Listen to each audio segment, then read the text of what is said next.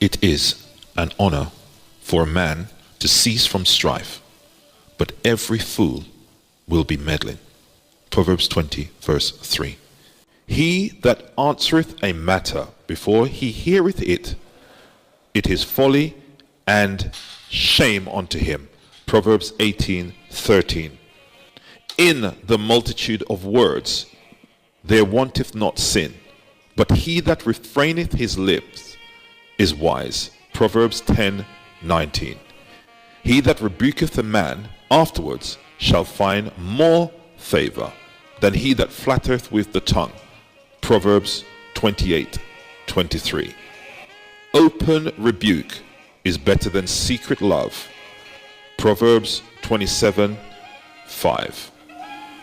Even a fool, when he holdeth his peace, is counted wise, and he that shutteth his lips is esteemed a man of understanding. Proverbs 17:28.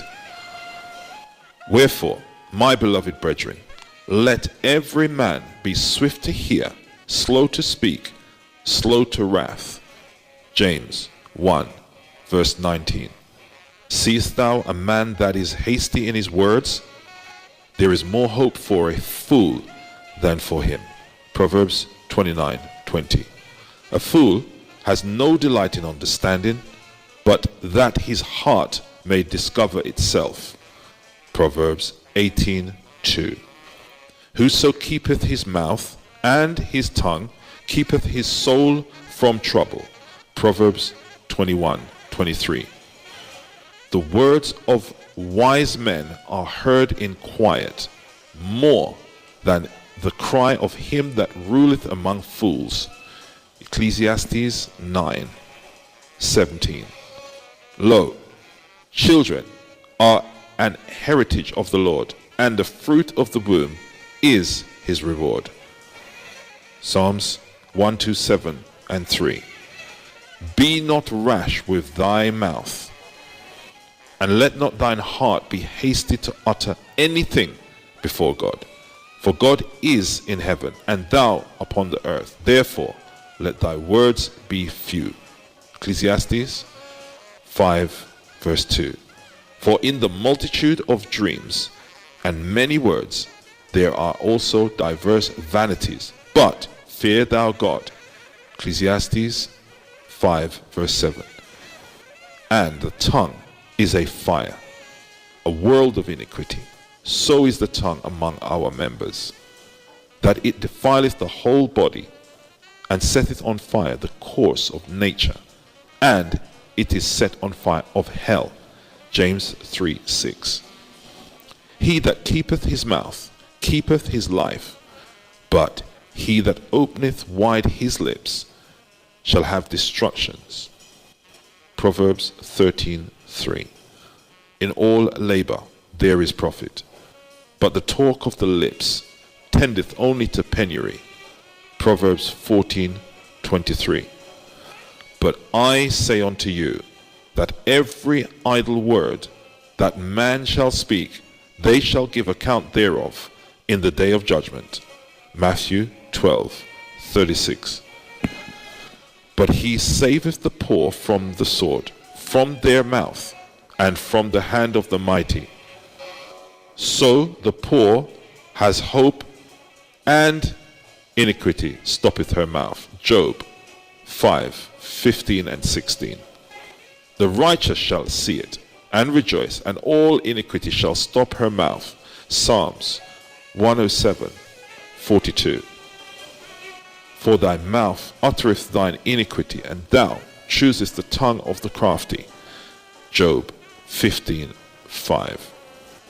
The words of his mouth are iniquity and deceit. He has left off to be wise and to do good. Psalms 36:3. An ungodly witness scorneth judgment, and the mouth of the wicked devoureth iniquity. Proverbs 19:28. If thou hast done foolishly in lifting up thyself, or if thou hast thought evil, lay thine hand upon thy mouth. Proverbs 30 and 32. A soft answer turneth away wrath, but grievous words stir up anger. Proverbs 15:1.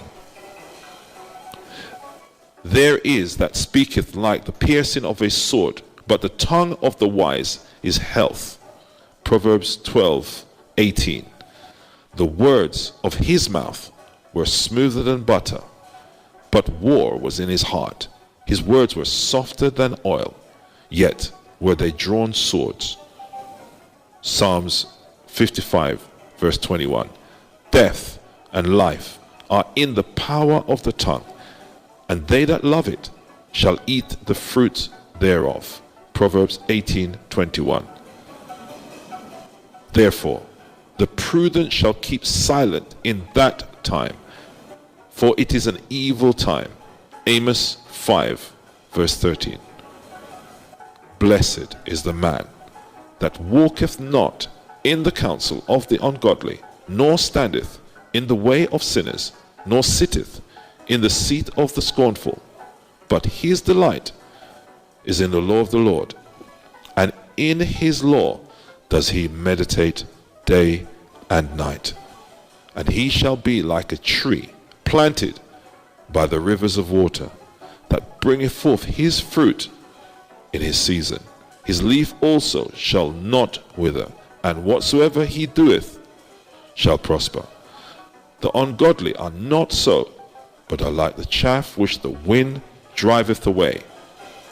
Therefore the ungodly shall not stand in the judgment, nor sinners in the congregation of the righteous. For the Lord knoweth the way of the righteous, but the way of the ungodly shall perish. Psalms 1:1-6.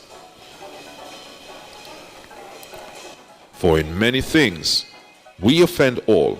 If any man offend not in word, the same is a perfect man, and able also to bridle the whole body. Behold, we put bits in horses' mouths, that they may obey us, and we turn about their whole body.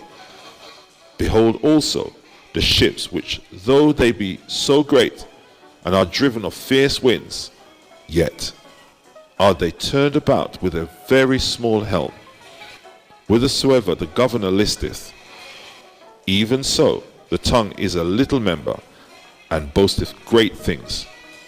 Behold, how great a manner a little fire kindleth. And the tongue is a fire, a world of iniquity.